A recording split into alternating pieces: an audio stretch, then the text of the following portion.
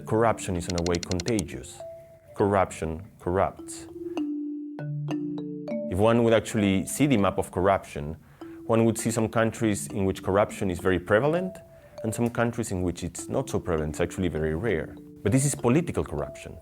This is how, at the large scale, different states have a predisposition to respect the norms, to respect the rules, or to not respect them. The question is this global political, societal corruption related to how people within these countries will undergo some minor forms of cheating in very simple day-to-day things. So when you live in a society in which, at the large scale, the political values are those of not respecting the norms, then there is a growing number of low-scale corruption within all the people that live within this country. Specifically now, in the world, but particularly in the US, we are seeing a spike of mistrust. You can rapidly imagine of the Facebook scandal, of Trump and fake news, and many other examples by which people are lacking the trust in the institution.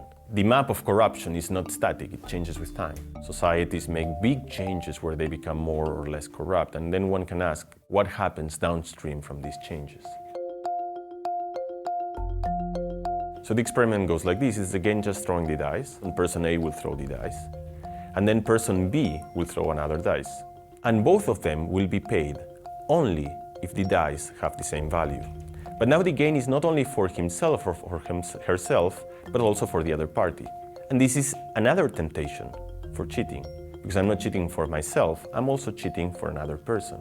And so this notion of small solidarity actually increases enormously to the point that when this experiment is done, like say with 200 people, the fraction of equal dice should be 1/6 of that, but almost 180 people are getting paid in this experiment. And one can see the amount of cheating and see whether this amount of cheating in a dice, in a single person that's cheating for $3, $4, $5, $6, or $7, actually correlates to the amount of corruption that this country has at the societal level. The results we saw of the dice experiment show that long-term political corruption results on the propagation of minor forms of corruption in the people that live in these societies. Now, there is an episode of lack of trust, and it seems to be different ways that this could undergo. So in a way, these sharp, spiking episodes seem like a bifurcation point, where societies do have an opportunity to think whether they want to continue on the way of mistrust, or they want to react to it by understanding how important trust is to the construction of societies.